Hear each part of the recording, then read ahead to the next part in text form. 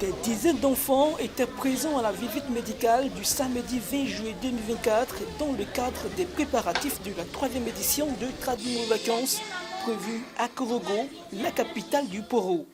Sur l'instruction de Madame le ministre Nassedeba Touré, nous sommes à ses côtés.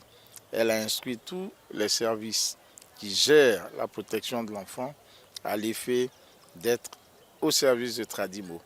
Et c'est ce que nous faisons. Nous sommes très heureux donc d'accueillir cette équipe médicale parce que Tradimo est professionnel.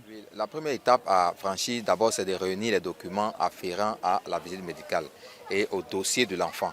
Voilà, parce que chaque enfant, pour que les choses se fassent bien, doit apporter une autorisation parentale, doit apporter une fiche de visite médicale et un extrait de naissance pour qu'on puisse authentifier que c'est véritablement l'enfant qui est présent, ainsi qu'une photo.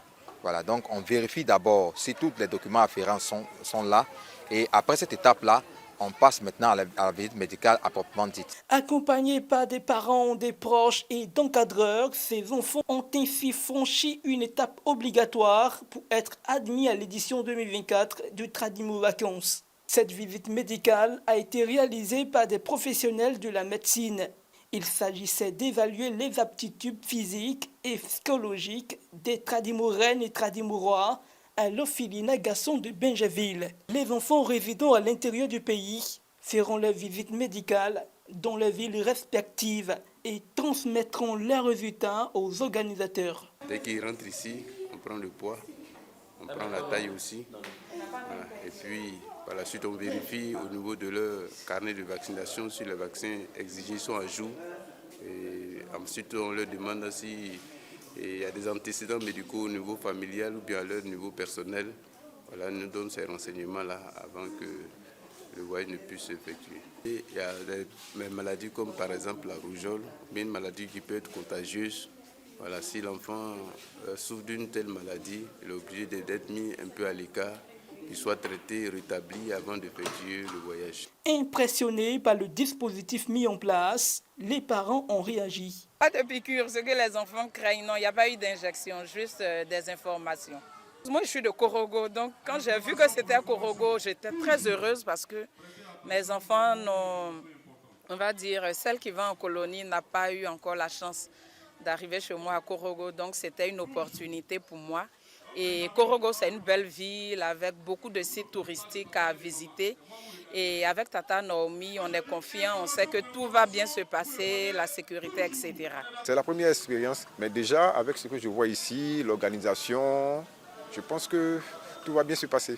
C'est d'encourager nos parents qui sont expatriés, qui amènent leurs enfants en vacances. Je veux dire par exemple ceux qui viennent de l'étranger, ils peuvent venir aussi amener leurs enfants à venir connaître la Côte d'Ivoire, c'est vraiment important. Dans la foulée, une rencontre a été organisée pour échanger avec les parents et les organisateurs de défense des enfants.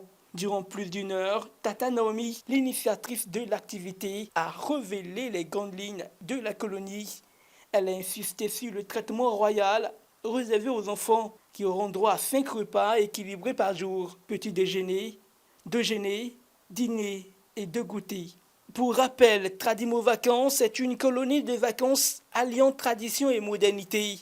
C'est une idée de Tata Naomi, portée par l'ONG Souris d'enfants avec le soutien de Totem Communication.